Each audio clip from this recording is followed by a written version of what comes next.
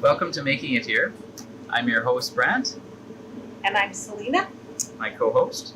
And we're here with Maria at the In and Out Arabic Market here in Kelowna.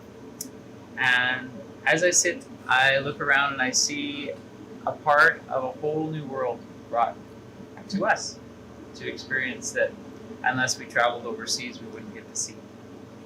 And so I'll start out asking, how did you get here? How did you come and bring all of this to us? It was 5 years ago when I moved to Kelowna and with my two brothers. They're not my brothers from blood, but I love them as my brothers. They're from Yemen. And every time we were going to Vancouver, we have to grab brothers for them to be able to cook. And I felt homesick. So then I just kind of said, like, you know what? Maybe like you, there's more people here that it needs the same, it's in the need, right?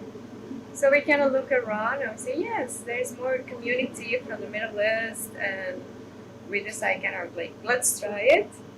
So 3 years ago, we have our first location in the Landmark buildings, just like 5 minutes away from here. We've been there for 2 years, but the space wasn't enough, and we had like the vision of having like a bakery and having the food to go. Then that's when we find this place here, and here we are. Yeah, and it's just everything started with the need. Right. Awesome. And you have, would you say this is a traditional Middle Eastern coffee? Yes. Mm-hmm. Like it's the way that they serve. Yeah, it's the way they serve it in Turkey. Lovely. Very rich. And are there any spices, or that's just? And this one, I like to put a little bit of cinnamon, so that's what's making a little bit different flavor. But usually they don't put anything; it's just straight. Lovely. And you have some of your other creations here. Baklava. Is that 3 different types? Yes, there are 3 different kind of baklava. The most popular one or the most common one is this one here. Mm-hmm. Yeah, it's usually this one is with pistachio, but usually you can find it with walnuts too. But the popular one is pistachio. Lovely. And dates? Yeah, dates. And which type did you say? These ones are Sakari dates. They come from Saudi Arabia. Like they're the most popular because they're rich on the flavor and sugar. Like they're not so sweet, but not so sour. Just the perfect. Yeah. Wonderful. Well, I tried them and they're very good.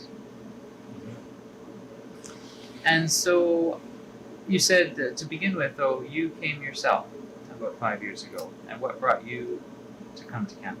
Well, like my two brothers that I talk about, their names are Ammar and Mohammed bin Halabi. So Ammar was the one who first came to Kelowna for school purposes. And then he kind of like said, to me and to his brother, guys, you should move to Kelowna. It's nice. It was summer, you know. It was summer. Yes. And I say, okay. So we came, we see, we like it. We say, okay. We transferred to Okanagan College. They finished the school there. And I'm still taking a course there. That's the reason we came to Kelowna specific. But the guys that have been in Canada for almost 9 years. And myself, the first time I came to Canada to study was 2013. But I was always going back for home. Just like 5 years ago, I said, okay, it's time for me just to say Canada will be my home. Wonderful. And do you have any other family here? No. So I always think that's incredibly brave to come to a whole new country, not just across a border, but across a planet, across an ocean. And where, even if you want to talk to someone you grew up with, you know, it's a different time zone. It's maybe the middle of the night when it's the day here. And that's, I think, incredibly brave and remarkable to come not only and build and then to create your own business and to essentially develop an entire space for the first time for your family from yourself. And so what other things does the store provide? We see a beautiful fire oven behind us. Yeah. So in the Middle East, there is something just called managish. That is like it's more popular. They say like the Turkish pizza.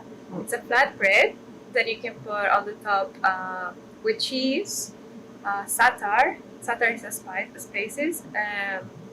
Muhammara, that is make it with red pepper paste. And the most popular is lahmacun. That is meat. That's the most popular one.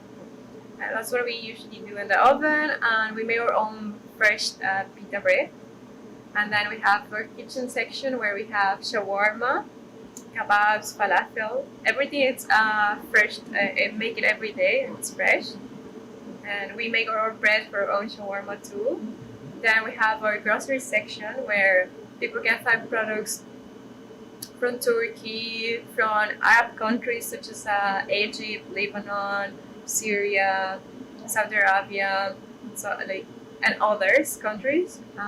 We have also Persian products. Kelowna has a few community of Persian people here too, so we offer also Persian products. It goes from canned food and fresh food as the dates. In different varieties we have dates because each part of the Middle East have their own dates and their own way to like the same with the coffee. There's like Turkish coffee, but there's Arab coffee, there's Persian coffee, and this is a little bit different besides it's not just the coffee beans. And do you advertise quite a bit so people can find you, or is it sort of word of mouth so that they find where you are, all these people? So far it's been but we do a little bit of advertising on social media. Like that's where we basically pushed our advertisement.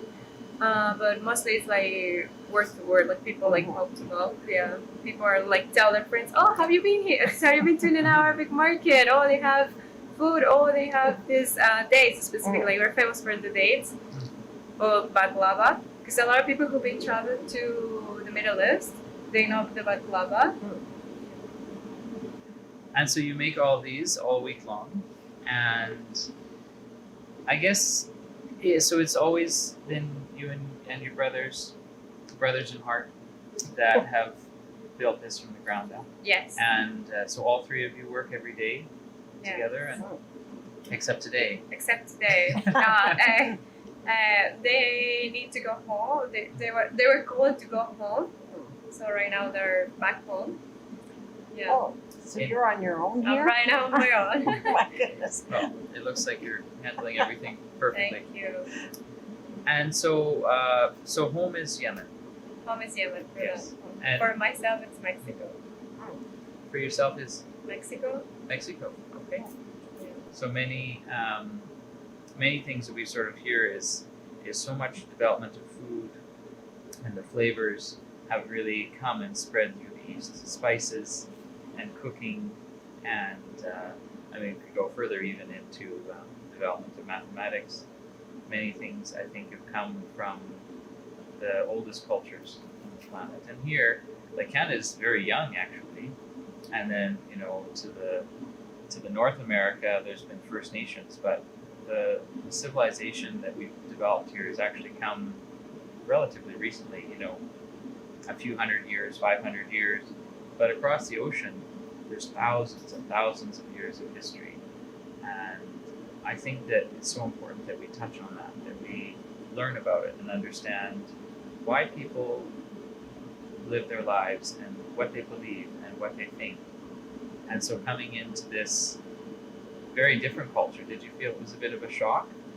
To be honest, no. No? Good. Yeah, no. To Awesome. be honest, no. Yeah. So you point something like it's food, right? And another thing it's culture, and another thing it's tradition. Most of the Middle East countries, that's what they have, right? Like, and it's kind of similar like what we do have in Mexico. Like even though we share in Arabic some words, like we share like the word like pantalon, like it's jeans. Yes. Like we say pantalon in Spanish, they say pantalona in Arabic, for example. Interesting. So we share a lot of words or spices, and the way that we see family, ritual, like culture. It's quite so similar to the Mexican one. That's what I don't feel like myself. I didn't feel like a big shock on it. Like, well, what is this? It was at the beginning a little bit hard, but I'm talking when I was 18 years old. It's the first time I've been Over 10 years ago. Yeah, it was the first time I get into the Middle East culture, to start to get to know, and it was a little bit hard for me because, sorry for what I'm gonna say, but usually in the news we just hear bad things about the Middle East, like bomb, and they just like kidnap women and all the stuff. And I have classmates from the Middle East, and I was just so afraid of it. Like, you hear things that are not really true. Then one day, by mistake, I was living in Vancouver. I was taking the Sky train, and I see this guy at the school every day. He takes the same way that I go. So I say, you know what? Let's be friends. Say hi. Where are you from? And when he says to me, I'm from Saudi Arabia, I'm like, should I run? And then I say, okay, you're already here, so be nice, be kind, and nothing's gonna happen. But you know, we have this image like before in that days, like talking 2014, like that image of in the middle is so dangerous. Yes, so dangerous there. And then he started to introduce me to the food, to the culture, to the religion, and I just kind of like, I love it. And then by the time, because of the school, I meet Amar and Mohammed, and they were like so shocked how much I know about the culture, how much I know about the food, like how much I was feeling of passion about it. And I pushed hard like to them, like, okay, let's open a market, let's have something for the Middle East, let's share like the culture, let's share like what's going on, like, yeah, let's do something like that it was a need here in Kelowna, and that's what I feel, because we like there are like a lot of people from Syria, from Lebanon, as I said, from Turkish, from Iran. It's a few community of all these kind of countries in here in Kelowna, and it's growing on Kelowna, right? Yes, absolutely. I think we've met people from all those countries here. Yeah, it's, and something I find is I always learn so much. Like, even as you're speaking, describing some things, I'm like, oh, I don't think I've been pronouncing that right for many decades. So as you started to build this, I'm sure you encountered quite a few hurdles, challenges. How did you get through everything? Like, I know there's health things and lots of government and expense to rent and all that. So how do you work through all that? I do believe that because the three of us, we have the passion to make it. We work so hard to make it happen. This is kind of funny, but Amar used to say to people, you know what? Like at the school, they teach you they teach you, right? They teach you about business, they teach you about this, but they never teach you what's behind of that, like what we face, like how to start, how to build, how to get, how's the financials, how to deal with the government. Like, say, I remember he was saying like, oh, we have accounting, but why they don't teach you really like what it's accounting? What do we have to look into it? Exactly. So, but I told you, the three of us, we have that passion that we just say, you know what, we can do it. No, nothing's gonna stop. We have some troubles in the kitchen, yes, because it's our health. It's tough, to be honest. Yeah, you have to fit into this little. Yes, they do that for us as well. It took us maybe around 9 months to have the permit for them. So it's like you go from one little thing to another thing to another thing until everything is like done. But we never put ourselves down. We're not like, okay, we have to do. Let's do it.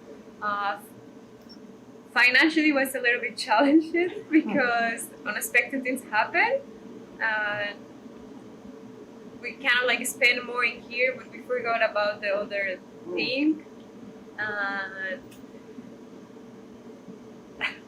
Like, as I say, I think like we were passionate about it, that we say nothing's gonna stop us and we're gonna find a way to make it happen. And that's what we did. We put all our efforts on it. And of course you need sometimes help from people who has experience on it. We have a friends who have business too, so we are like kind of ask them, do you know how we can deal with this thing of the entire hub? Do you know, like, we have to do the whole renovation of this unit because it was office. So we have one of our close friends, like, he's on the construction team. Say, okay, like, do you have an idea? Do you know people? How we can get into it? And then he helped us a lot. So I think we got into have some customers who do flooring. So they help us out to do the flooring too. So we get kind of the community help to make this happen. Yeah. But I think you're right, actually, that the difference between your passion and your positivity is usually the difference between success and failure. Like, if you can have that determination, you can do almost anything. Yeah, even though it's lots of work. Yeah, like the three of us, we believe that we can make it, and we believe that it would be a good idea. Though we believe so much that's where we are here. Yes. Well, I can really relate to that because a lot of things I've done, I haven't known how to do them, and I didn't have a lot of resources or money. I went and visited a farm in South Okanagan, and they said, "Oh yeah, we got 7 or 8 revenue streams, and the house floats if the plane floods, and we have all this." And I was like, "Wow!" And he's like, "Yeah, I just I quit my job and I just dropped $3 million into it and made it happen." Well, it's a big difference when you have almost nothing except your own heart and your hands and a mission to try to make something happen versus having a lot of resources. And so I've really tried to do a lot of things that I just imagined could work, and I can't say I've been a success at them all, but I think the only reason I was a success at many and was able to do that is, like you say, that there's a passion behind it. And I think education, like this conversation and having businesses like we have and we meet with people, educating people about not just different cultures, but different ideas and different mindsets, and teaching people that, yeah, you're not going to learn how to do all this in school. You're going to have to, put your hands into it and work.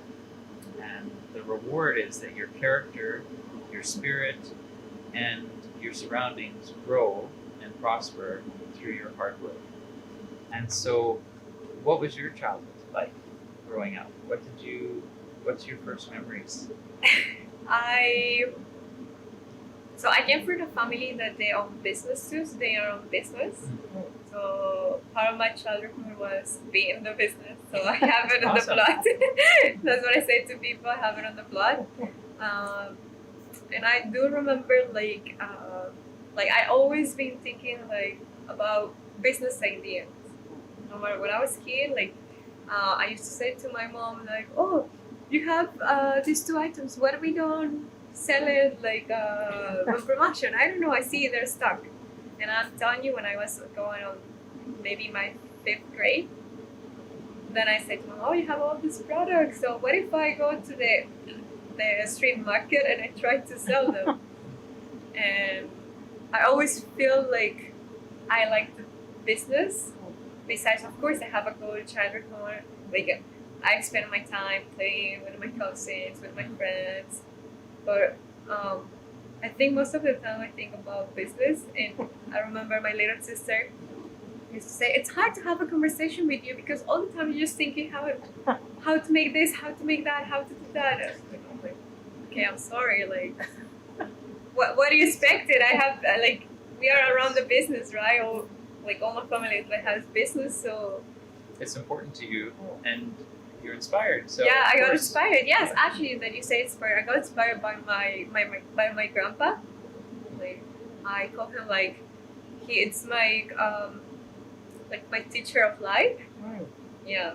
So because of him, I have a philosophy of life that we have to look everything at 360 degrees.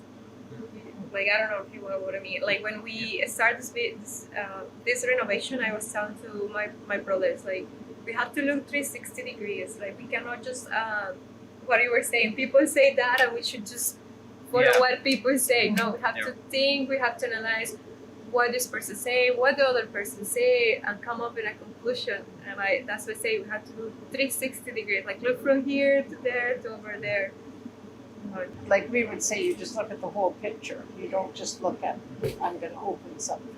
Yes, exactly. Look at all the pros and cons of everything. That's correct. It takes a lot of thought, and I think that people, it can be a habit to do things the easy way, but nothing really special or new or valuable, I think, comes through easy things. And it's something I try to practice as well, is to say, okay, I'm walking up this aisle and oh yeah, it looks good to me. Well, what happens when, you know, a child walks up the aisle, or someone that's a little shorter, you know, can they walk? Can they see? Is the light good? There's so much to think about for other people's sake, and for what is another outlook. Like, sure, I love this thing that I have on the shelf. What about someone who's never seen it before, or never even knew that such a thing existed? Will they understand what they're even looking at? And as we share food, I think that's one of the great connectors, is that when we share food, you can sit down for a meal with anyone, any age. You can sit with your enemy, with your friend, with your family, your foe. You can break bread and you can share in delicious, sustaining nourishment, and take a pause, you know, pause in the battle, a pause in the work, a pause in the life that we're trying to understand. And food is the great connector in that way. Yeah, I think you're right. Like food connects each other. That's true. Yes. Yes, yes. And so when you start out, I'm sure one of the questions you have automatically would be, how do I like make an income of this? I mean, it's one thing to have the space and everything, but how do you actually prosper? So how have you found that whole journey? Okay. As we are talking about my brothers, myself, as we are Muslims, so there is a masjid here in Kelowna. We saw people there, and we just kind of like tell them, oh, you know, we have right now like a market where you can find products from the Middle East. Come and check it out. And then we find out that a lot of people from Canada in general, they've been traveled to the Middle East. And then you know what kind of, like what it's about, blah, blah, as I was telling you before.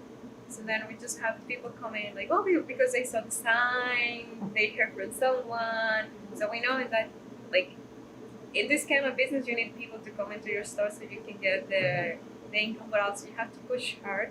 And one thing that I say to my brothers is like, we have to have a good customer service. I think that must make it special. Yes. Like always asking people, in the case of the food, how is it? Any comments, any suggestions on the market? Did you find everything that you were looking for? Is there anything we can help you? When we see someone it's new, usually in the market, not always because sometimes we're busy, but we try to go and say, hi, how are you doing? If it's your first time, you have any questions, just let us know. We're here to help you. But we truly believe that customer service is one of the key to keep engagement with the customers.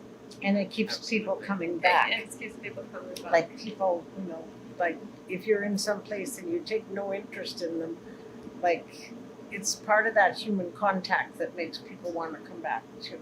So, Yeah. So would you say there's principles that you have carried through your life that have kind of guided you and kept you, you know, working on that human side of things?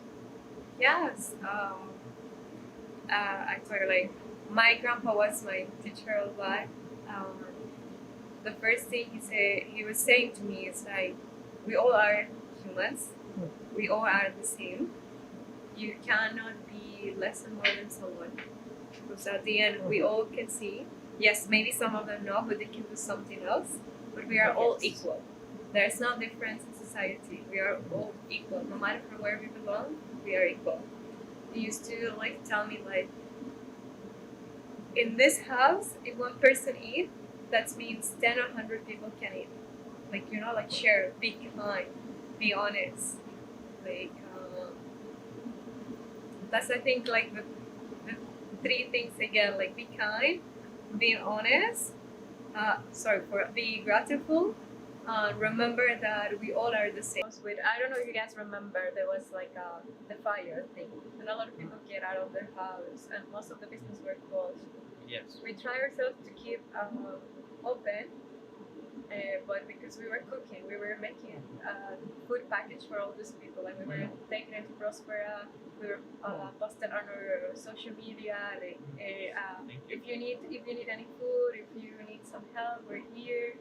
So it's something that I think in general my brothers and I we have in common, like share that thing. I don't know if that answered your question. Yes, very much so. Yes. Yeah? Thank you. Some people are good at math and some people are good at social and so when people feel small about that, I always say everybody is good at something. We're not good at the same things necessarily. But what I'm not good at, somebody else is. So like you say, that makes us of equal value because you can't do everything and you have to have a variety of people that do different things and we have to appreciate them all for their contribution. So I really appreciate you saying that. And so as we work on those things, I think about the future. So we've come from our upbringing and we've built so many things and you can see that you're prospering here. And we're working with the local society. But then what can we do after that? Would you say that you have some things in mind as a legacy that you're building towards a greater whole, a lasting presence that you look forward to? Not something that I have on mind, but I cannot always try to let people know that nothing is impossible, Like I always say, like, if you believe, you will do it. But if you don't believe it, you're never gonna do it. It's like here with employers, it's like, I don't know how to do it. Okay, no problem. I'll teach you how to do it. But you have to learn. I've been saying, having knowledge, it's what makes you powerful. So we encourage like people to learn more, as you were saying, like not just learn one thing, learn more than that. Yes. Yeah. And by encouraging other people to learn too, because some people know something, but they won't share it because that's what they think makes them important. But when you share that, it's much nicer. It's much nicer feeling and people feel like being there for that, because then everybody is just, like you say, back to being equal again. They all can learn and share. So, like I have a friend. He started a company from supplying for food packaging and all that stuff. It was actually 14th February when he came and he was so excited. Saying, Maria, you want to see my business card? Like, I get a courage of you, start something. So thank you so much. Look at my business card. So I think that's part of what I want and what I feel like people cannot be afraid to do something that they have online. I cannot tell people listen. You have an idea, and I know sometimes you may not gonna have the money, but money it's not everything. You're always gonna find people who will help you. You're always gonna find a way to make it if you want to do it, and it's what happened into our business. No one knows we're having tons of money, but I say, okay, we have to use what we have. We have to find a way we can make it without spend the money that we don't have. If we have to pull up a little bit until we get some, we're gonna do it. But we will not be crazy when we don't have the ability to do it. But that doesn't mean that you have to forget about what you want. So that's what I basically like. And you're still very young, so therefore you've got lots of time to Yeah. figure out what your legacy is What is after it? you've Oh been yeah. Oh yeah. doing Well, it. you're building the foundation for Maybe giving he can ask you again in 40 years. Yeah, well, Yeah, for sure. check in in a few maybe years. by that time, yeah, I will find out. beautiful. Well, it's been so welcoming and warm and wonderful to be here with you, and you have a space here to sit for people to come in and have lunch and coffee, and or I should say dinner, and it's just a beautiful space. I'm so thankful. No, thank you so much. My pleasure. Yeah, thanks for coming. No, thank you, thank you so much. And unfortunately, that my brothers were not here because it would be so lovely to have them. Perhaps we can get some photos from you of them, and we'll add that in. For sure. This is Making It Here. Thank you for joining us.